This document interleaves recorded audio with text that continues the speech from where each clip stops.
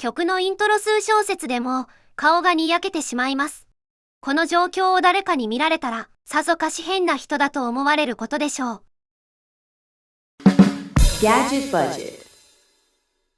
皆さんこんにちは。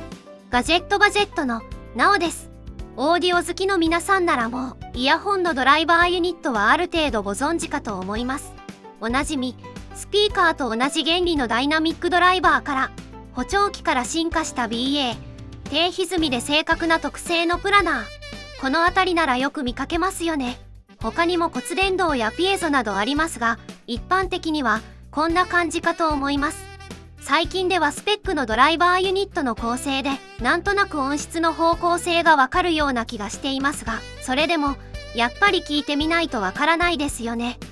そこで今回フォーカスしたいのはこちら、MEMS ドライバーです。MEMS ドライバーはマイクロエレクトロメカニカルシステムズ技術を用いた半導体製のドライバーで、シリコンチップに電圧を加えて音を出すという次世代のスピーカー技術です。ダイナミック型や BA 型に比べて薄型、小型、サウンドは高精度で歪みが少なく、特に広域表現に優れており、2023年頃から注目されている比較的新しいドライバーです。私、実はまだMEMSの音を聞いていないんですよ。広域が得意ということは BA のような。それでいてすごく高精細で正確に駆動してくれそうなイメージですね。興味はあったのですが、新しいものはまだ高いし、もっと枯れてからでもいいかな、なんて思っていました。ところが今回、サウンドピーツ様より製品のご提供があり、MEMSのレビューができる機会を頂戴いたしました。サウンドピーツ様、ありがとうございます。製品はこちら。最新フラッグシップモデル、Air 5 Pro Plus です。スペック見て驚きました。MEMS ドライバーとダイナミックドライバーのハイブリッド構成に加え、専用設計のアンプ、強力のイキャンにハイレゾ認証、スナドラサウンドに LDAC をはじめとした高音質コーデック対応、VGP 受賞と、まさに高スペックの数え役満です。通常価格も15,380円と、決して高値の鼻でない値頃感。見る限り弱点らしき箇所は見当たりませんが、どうなのでしょうか。これはワクワクします。早速、開封しましょう。パッケージ正面にはスナドラサウンドにハイレゾ、LDAC、そして VGP 金賞、高音質の勲章がずらり並びます。裏面には日本語はないですが、スペックが書かれています。しっかり技的マークの記載もありますね。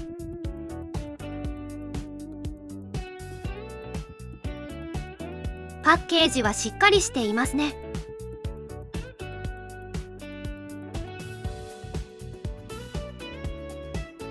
高級時計でも入っているかのような箱です。本体が見えますが、まずアクセサリー類から確認しましょう。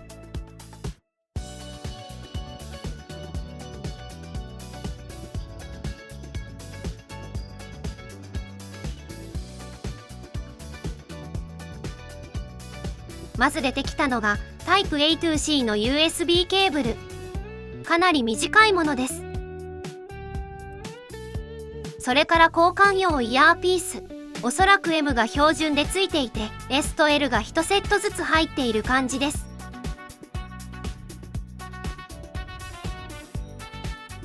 紙類です。まずはアプリのダウンロードガイドですね。日本語対応しています。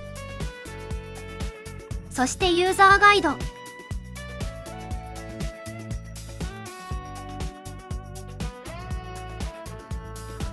こちらも日本語対応していますね。それからおまけのステッカーですね。このキャラクターはピーツくんというらしいです。陸上からバイクにスケボー、スノボ、相当なアスリートのようですね。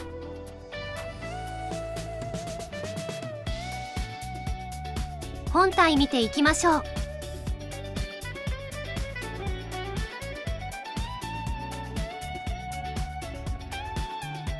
ブラックにゴールド、これは高級感ありますね。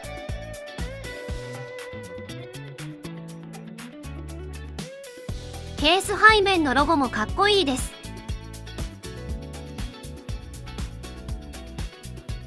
おお、中身もゴージャスな雰囲気です。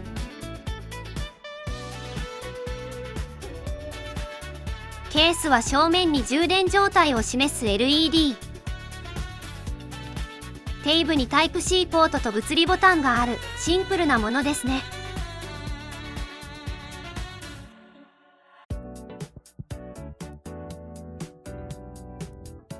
ケース正面には Here the Difference の文字が刻まれていました。これはサウンドピーツ社のブランドメッセージですね。こんなところにもコストをかけてメッセージを入れてくるあたり、商品開発への熱意が伝わってきます。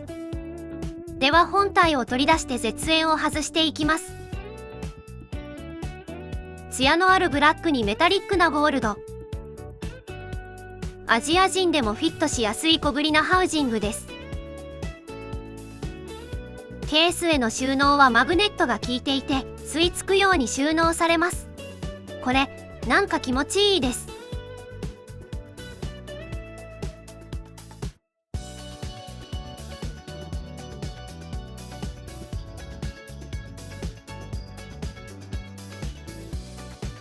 内容物は以上になります。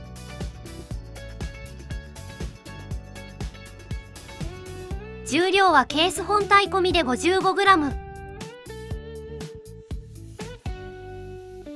片耳で 5g です。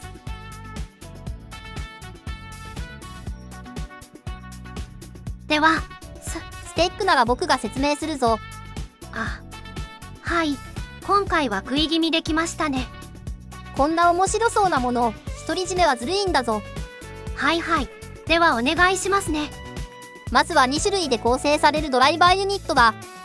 一つは低音を担当する 10mm ダイナミックドライバー。デュアル導線を使った特別な振動板を採用していて厚みのある低音が期待できるぞ。それからもう一つが注目のメムスドライバーだ。従来の金属パーツと違って反応速度が速いのが特徴だ。つまり音が鳴った瞬間の立ち上がりや消え際までの描写がめちゃくちゃ正確なんだ。これが繊細な高音域を担当しているぞ。そしてこのドライバーのために専用設計されたクラス H アンプを搭載しているんだ。クラス H アンプというのはクラス AD アンプの流れを継承した新しい技術で電圧を必要最小限に抑えることで最高の効率で動作するよう設計された方式だ。回路が高度で複雑になるらしいぞ。このアンプがドライバーの性能を限界まで引き出しているようだ。そして Bluetooth チップにクアルコム製 QCC3091 を搭載。あらゆる高音質コーデックに対応しており、スナップドラゴンサウンドや LE オーディオなどの最新フォーマットにも対応しているぞ。もちろんハイレゾワイヤレス対応だ。続いてバッテリー関連を見ていくぞ。イヤホン単体で通常モード6時間。実際試してみないとわからないが、ノイキャンや LDAC を使っていればもっと短くなるだろうな。これは音質に妥協せず専用アンプを搭載した影響だろうか。こまめにケースへ戻すことで充電されるため、使い方を考えればさほど弱点とも言えないが、長時間ノイキャンつけっぱなしという使い方には向かないかもしれないな。そして機能面。ANC は -55dB という最強クラスの強さを誇る。ただ、ANC は数値よりも実際の聴感が大事だぞ。その他、外音取り込みに加え、通話用ノイキャン、風切り音低減という通話に特化した機能もある。マルチポイントや低遅延のゲームモードにも対応だ。よし、じゃあ早速僕が、もう私が耳につけています。そしてペアリングもすんなり行えました。アプリもメールによる簡単な認証だけで利用開始できます。とりあえず LDAC だけ有効にして、まずは音楽を聴いてみましょう。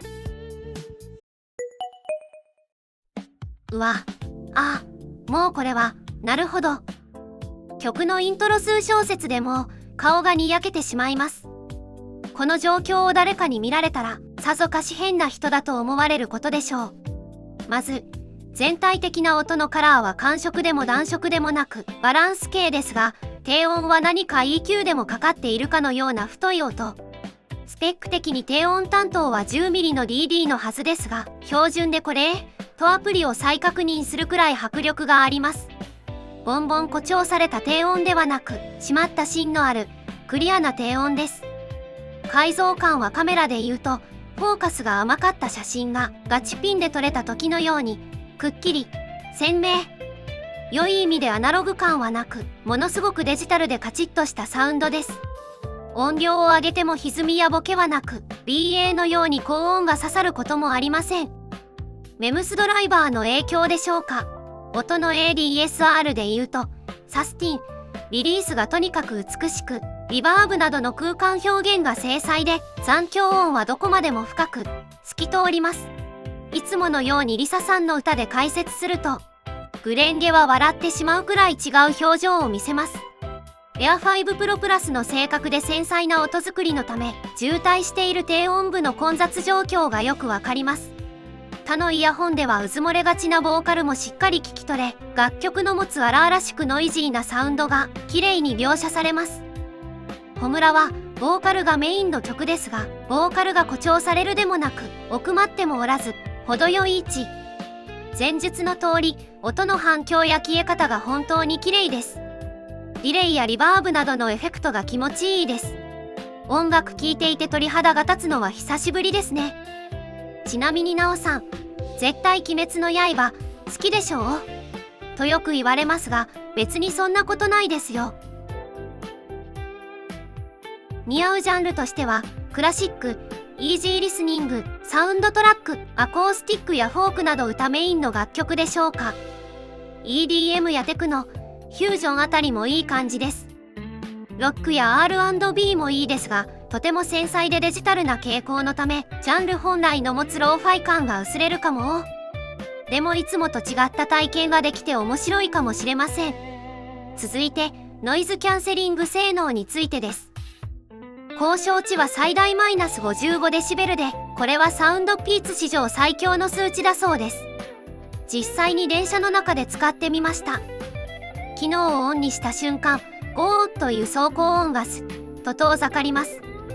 完全に無音になるわけではありませんが、音楽を再生してしまえば、周りの雑音はほぼ気にならなくなります。歩行中は近くを通る原付バイクの音も余裕で消えるので、気をつけてくださいね。また AI アダプティブ制御が優秀です。周りの騒音レベルに合わせて自動で強さを調整してくれます。これのおかげで、静かな場所に行ってもノイキャン特有の圧迫感を感じにくく、常に自然な静寂を作ってくれます。外音取り込みモードも自然ですね。イヤホンをしたままレジで会計をしたり、電車内のアナウンスを聞いたりするのも問題ありませんでした。使い勝手の部分も見ていきましょう。最近ではもうマルチポイント接続は必須ですよね。これがあれば、PC とスマホにペアリングしておき、仕事中は PC のウェブ会議に使い、移動時はスマホで音楽鑑賞が可能です。切り替えもスムーズで、通話品質もクリアです。専用アプリの P2 オーディオを使えば、イコライザーの調整やタッチ操作のカスタマイズも可能です。特にイコライザーはプリセットも豊富ですし、自分好みに細かく調整ができます。まとめです。高級感のある見た目で所有欲を満たしますが、空張りがないので、この色一択です。おそらく音質と機能にコストを割いたため、価格を考慮すればやむなしです。むしろその方向に舵を切ったサウンドピーツに拍手を送りたい。装用感も問題なし。カナル型なのでイヤーピースの交換で調整も可能です。音質は文句のつけようがありません。ハイハットやシンバルは小気味よく、低音もしっかり鳴ってくれます。ハイレゾ対応で解像感も良いですが、iPhone ではトランスミッターを使用しないと LDAC では聞けず、スナドラサウンドや aptX ロスレスなどの恩恵を受けられるスマートフォンは限定的。その点は残念ですが、今後対応機器が増えると良いですね。バッテリーは日常の通勤、通学では問題ないですが、飛行機などの長時間運用には向かないため、その場合は充電ケースとの併用が必要です。ノイキャンはオートが優秀です。通話にもノイキャンがついていてマイク性能も良好。1万円台半ばの価格で MEMS プラス DD、専用アンプ、クアルコムチップと高性能ノイキャンで十分お得感あります。Air 5 Pro Plus と同じような構成、スペックで2023年に発売されたノーブルオーディオファルコン MAX という製品がありますが、こちらは当時4万円前後というちょっと手が出にくい価格帯でした。